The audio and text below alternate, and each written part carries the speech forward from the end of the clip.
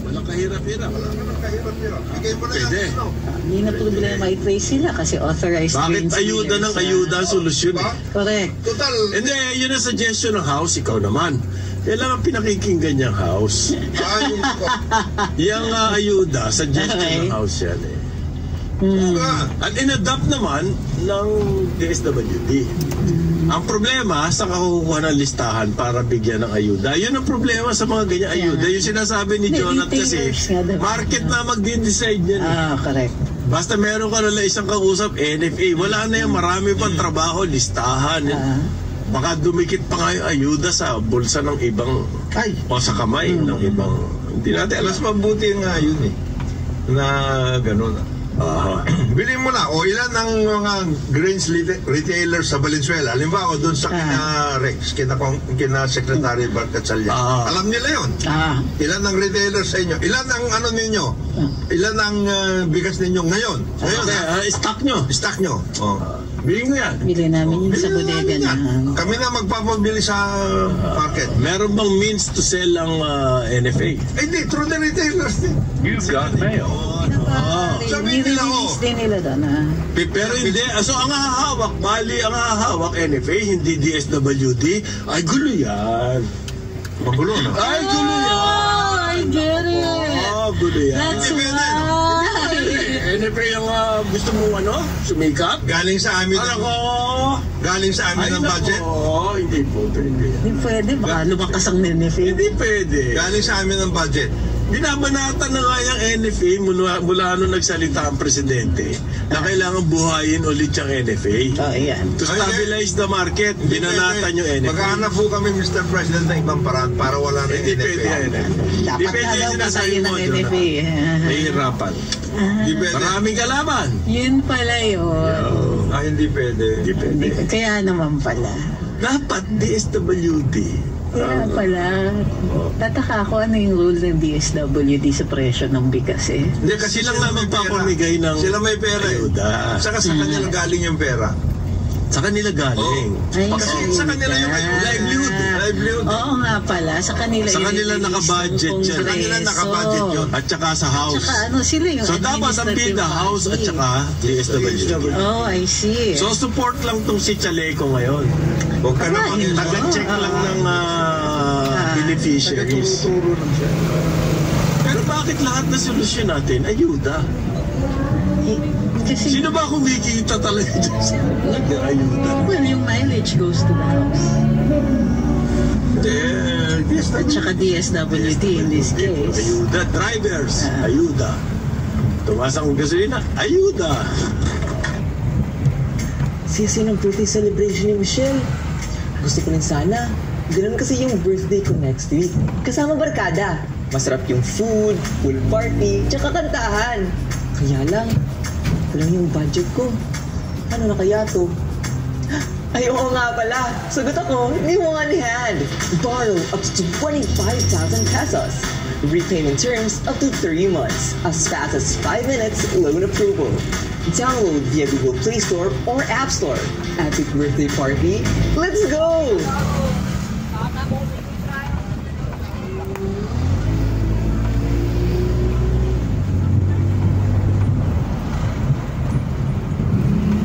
I-click lang ang link sa baba para makapag-apply.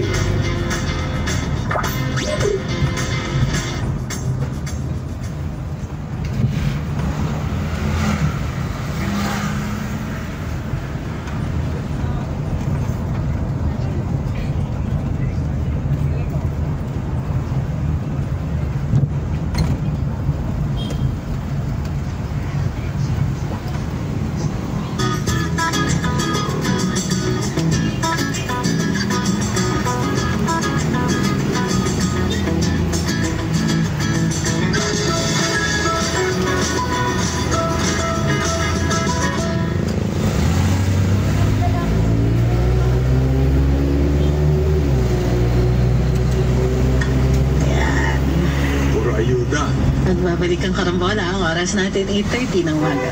Balikan natin ang ating mga karambulista at ang programa. Karapet sa DWIZ.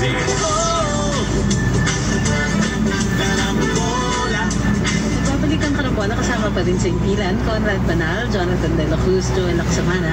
Ako po si Trixie Cruz Angeles. At ito po, hindi lang bigas ang tumataas na ang presyo ng bigas. Ayon sa official statistics, noong Agosto po, ang inflation natin, umakyat na naman. Of course. 7 months po yan na tuloy-tuloy nang bumababa. At nitong Agosto, bigla na lamang 5.3%. Now let's put this in a perspective. Ang global inflation rate for this year, umaabot ng almost 7%. So we're doing better. Pag kinumpare mo 5.3 something. Pag kinumpare mo sa buong mundo, sa Venezuela po 400%. Eh pag 400% ang inflation dito sa atin, patay na tayo lahat. In other countries, We're doing a much better job fighting inflation than most other countries, countries. sa Greece na, 500%. Ulo man. Sarap pa na pumunta sa Greece. Oo. Ngayon ka pumunta sa Greece. Bakit? Ngayon. Sa murang-mura yan. Kasi Bakit mura. 500%. Ang lakas nga. Murang-mura sila ngayon. Mapapamura ka. Ganon. Ay, naku po. At ang dahilan yan, siyempre, yung energy. Okay. Ang food prices po abroad, ganyan din. Sobrang taas, sobrang lakas ng increase. Yan po. So we're putting it in a proper perspective. No? Mataas ang presyo ng pagkain abroad dahil sa logistics. Malaking factor po ng increase ng prices, yung logistics. Okay? At may kinalaman pa din po yan. Effect pa rin yan. Itong inflation rate na to worldwide. Nung pandemic, nung pandemic, nagkaloko-loko ang fiscal positions ng mga gobyerno. Yes. Nagbigay sila ng maraming bailout here, bailout there ng mga negosyo. Therefore, ang lakas po ng growth ng money supply. Kasi kailangan yan eh. Kailangan, kung Walang activity. mamamatay. Walang economic activity. Sa ngayon po, pinagbabayaran ng mundo Lahat yan. yung mga measures na yun, kaya mataas ang pressure. In other words, yung pong pandemic, yung ating suffering, hindi pa natatapos. Oo. Okay. When will it finally, ang estimate nila, well, it will ease mga 2025. Next year, mataas pa din eh. Kasi you have to, you have to wind down eh. Hindi pwede pong bigla-bigla. Pwede pag binigla mo yan. When will it normalize? 2-3 years? Or 4 years? Para mag-cool down, yes. Para mag-cool down. Baga nag-exercise kayo na matindi biglang cool down. Ayan. Pwedeng tigil ka agad. Yan. So, kailangan po maintindihan natin yan para alam naman natin na kung saan huwag na natin sisisihin lahat kay Marcos. This is a global. Yung ano lang natin dito ay yung mga measures natin. Yun po ang pinag-uusapan natin. Yung mga measures natin, Karapat dapat. Yan ba ang tamang gawin? Tumatama ba tayo? Yun. Kasi doon sa ibang countries, tumatama sila. Maganda yung kanilang Halimbawa ko po, isang malaking bagay na kung bakit tumaas ang inflation aside from the rice. Kasi po yung inflation natin tumaas nanggagaling sa food and beverages. And you got mail. Malaking influence sa inflation. aside from the fuel na ano yan talagang Ang basic. Well, yung fuel medyo hindi ganun kalaking epekto. Meron, pero hindi ganun. Okay. Pero yung food po talaga ang nakapagpataas ng ating inflation. For August. Isa dyan, vegetables po ang malaki. Gano'ng kahirap ba magtanim ng vegetables? We have all the means. Okay. Matabang lupa, umuulan. Di ba? We have the know-how. Hindi po complicated yung pagtanim. ba't hindi natin pagtuunan ng pansin? Yung tungkol sa vegetables. Tungkol sa vegetables. Pinagtutuunan. Yan po yung sinasabi ni Jonathan. Ano bang measures Ang ating ginagawa. Kung ang measure mo ay ipunin mo yung import seeds, na lang sa China. o kaya ipunin mo yung seeds sa warehouse, Ay, hindi yung pwede. palabas, di talagang wala. Hindi measure yun. Nagtatawanan lang ko kami rito pero napakasakit. Napakasakit. Talagang napakasakit. Ayon po sa statistics kasi, yan hong inflation. Pag tinignan nyo, yung poorest of the poor, Ang tatamaan. meron pang isang sukat yun eh. No? Pag sinusukat natin yung inflation, sinusukat po natin anong epekto sa bawat sektor. Okay. Mas matindi ang dagok nitong inflation rate sa poorest of the poor. Dalawa kagad yan. Piso lang mag-increase lang Dahil sa yun fare. po, halos 70% ng kanilang kita. Sa pagkain. So ngayon magiging 100% na lahat. Ay utilities pa. Kulang pa yun. Utilities pa. Yun ang Baon ng mga bata. tao ng bata. Eskwela ngayon. Yan po ang kaso. Anong solusyon dyan? Aayudahan na naman yung poorest of the poor. Ano ba? Hindi, yung ayuda, okay lang yun kung alam mo kung sa inong inaayudahan mo. Hindi nga nakakatanggap lahat eh. Kaya hindi kagaya niya. Ang ayudahan mo, sarili mo, NFA. Sarili mo yun eh. Para lang, ikaw na mag-absorb kasi kaya mo, gobyerno ka eh. Oo. You can always print Yung ganong klaseng Yes. ayuda ang gawin kesa yung cash ka. Kasi gobyerno ka. Magastos pa sa administrative ano nun. Sa gobyerno ka, kaya mong ayudahan yun, kaya mong i-absorb dahil gobyerno ka nga eh. Yung kadiwa, I did not take off them. Yan na nga ang problema doon. Paano hindi mag-take off yun? Ano yun? Ang tawag doon, kung baga sa pagkain, yung nagpa-fasting si Parin Joel, intermittent ang bigay ng pondo doon eh. Intermittent. Hindi naman sustainable. Hindi intermittent fasting ha. Hindi. Intermittent ayuda. Kala ko one pagsak lang. Hindi nga eh. Intermittent nga eh. Tsaka hindi lahat. At saka hindi nakalagay. Tignan mo, if you take a look at the 2023 budget, and of course now that the 2024 is being discussed, nasaan doon yung pondo para dyan sa mga mga institutional institution. You're talking about Saan nila kukunin? NFA, FPI, Kadiwa. Kasi sila mag-i-implement ng sinasabi mo na programa para sustainable. So yan saan yun? Nasaan sa budget yun? Yun ang gusto kong tanungin kay Secretary Pangandaman. Kasi ngayon, pinapahanap sa kanya yung mga pondo. Saan kukunin ito? Siyempre, naisip niya ang program. Ito po ang findings. Yung bottom 30%, yung 30% ng bottom in terms of income, sa kita, yung 30%, marami yan. Mahigit 30 million people yan. Kung sabihin mo 30%. Para sa kanila, ang inflation po sa bigas, 9%. Ganon kalaki yung effect. 5% lang ang inflation rate ha. Pero para sa kanila, times 2 kagad. ang vegetable po, 23.6%. So mas malaki ang dago doon sa mas wala. Kasi po yung inflation kahit 100%, yung mga kaibigan ni Paring Joel dyan sa mga mamahaling real estate, Mga Inclin Americana. Yan, yung tatawanan lang po yan. Pipito-pito pa. inflation. 100 pa na. Ano yung inflation? Gusto mo minus dito? Wala. Punta tayong San Francisco. Hong Kong. Yan po ang sabi ng PSA. Ang impact po, ang epekto ng mas mahal na pagkain, mas nararamdaman ng mga mahihirap. Times 2. Times 2. Malaki kasi po ang kanilang income allocated for food. So, ano po ang pwede kaya? Ito ang response. Baka yung mga mayayaman, pwede mag-share ngayon. Hindi, naiinis lang ako dun sa ibang mga ano eh. Nagsishare pa. Nagsishare naman.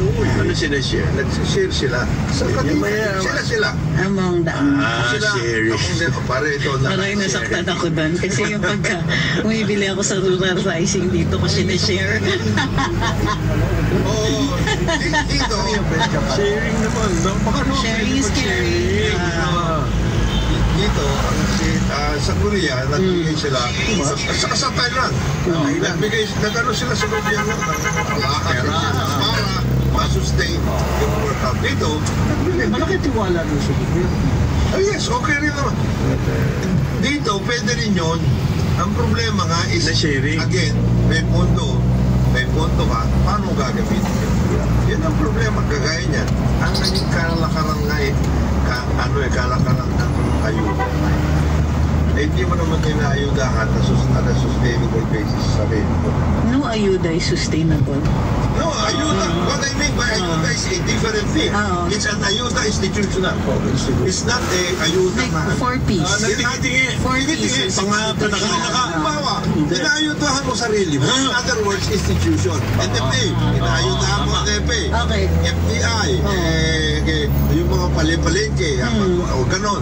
Para yung operations sila sustainable. And it is institutional. Yes. Pero para lilisim yan. Okay. Yung mga namamalimos po, ang ginagawa, discouraged by NGOs, everybody, the church, charity organizations, mamimigay ka ng limos sa mga nasa kali. Kung ibigay mo sa institution yan, maaalagaan niya mga yan instead of just limos. Maaalagaan po sila pati yung kanilang housing, yung kanilang health. Programmatic. Yan yung sinasabing institutionalized. Okay. Yun ang ibig sabihin na institutionalized ni Jonathan. Yeah, but what I'm saying is generic. Whether it's institutional or not, no ayuda is sustainable. Because it's ayuda, it's one way. It's not expected to give returns. I'm not saying that there's no social good. There is. And in fact, it is necessary in certain cases. No. You can do it You can do it. Institutionalized. Why? Hindi na. NFA, halimbawa, sinabi mo ganito, magbibigay kami ng pondo sa inyo para mag-ano kayo dito sa mga rice farmers. Susuportahan namin kayo, bibili nyo kanila. Ngayon, ang kasabay noon, nung programa na yon, yung sinasabi mo na, ito may rice and corn enhancement program. Yun ang dapat na gagawin. In other words, it's a total program. Yung magbibigay mo sa institution na yan is because NFA is a marketing arrangement. Iyan mo na yun. Tutulungan mo na sila. Pati yung ayuda mo sa farmer because there is actually subsidy for farmers at this point. On a continuous basis. Ever since. Kaya, ayuda rin yun. Tuloy-tuloy yan. In other words, yung programa na yan, it is a total programmatic arrangement. Mayroong marketing, mayroong production, mayroong funding. Yes. Yun ang work. Kompleto. Yun ang nga. Right now yung ayuda na 15,000. Ang gobyerno natin. I'm just being kind of this is one tool sa toolbox nila sa paggawa ng bahay para sa recovery. No? Pero other tools. Pero we have limited resources to address the problem, and therefore we're trying to find out the best way to use the resources. Okay. Ayun nga sa'yo, sisikat sila kapag ganito ang method. So you cannot do away with that specific tool. Ayun ang problema nga dito. Bakit yun lang? O kaya yun ang problema. Kailangan sumikat muna sila. Hindi lang pwedeng martilyo. Lagyan mo naman ng labi. Iba-iba. Lagyan mo naman ng sa farm gate. Yun na nga. Okay. Isa pa pong concern dyan, because of the high prices of food, baka the people, especially in urban areas, will resort to unhealthy. Yes. Para makaraos lang. Ramen. Mabuti pa sa probinsya, makakapagtanim ng gulay.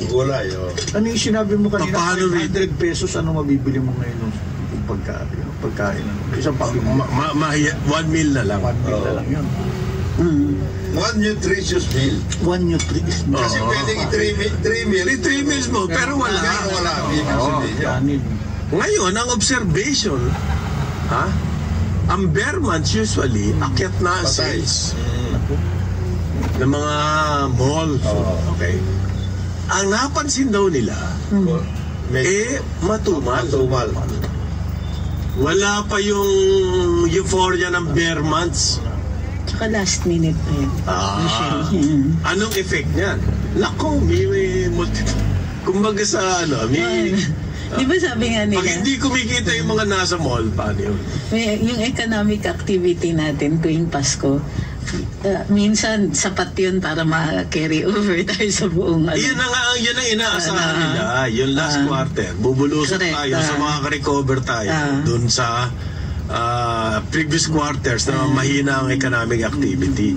Lumalabas ngayon, hindi pa ganun kasigla. Baka daw, nakitinitignan nila, baka December na talaga. Ang final. Why? Pag nagdatingan na po yung mga remittances. Remittance at saka yung mga... So ito, advice ko. Aga-agahan nyo na yung remittance nyo. yung pamasko namin, kayong mga nakikita.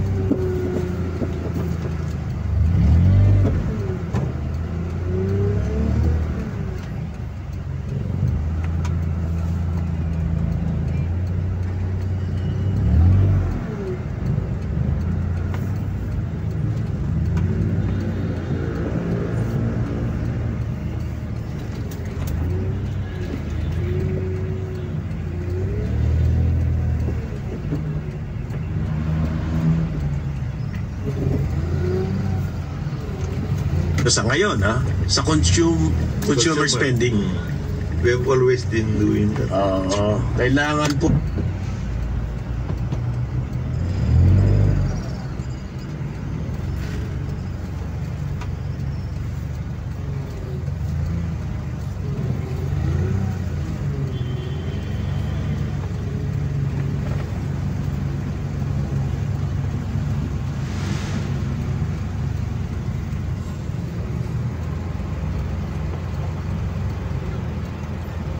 di ba? mas magastos pa yung packaging nun Sa totoo lang. Sa totoo lang. Kaya nga, why can't we move losing the war na yan? Bakit hindi natin di ba simple lang na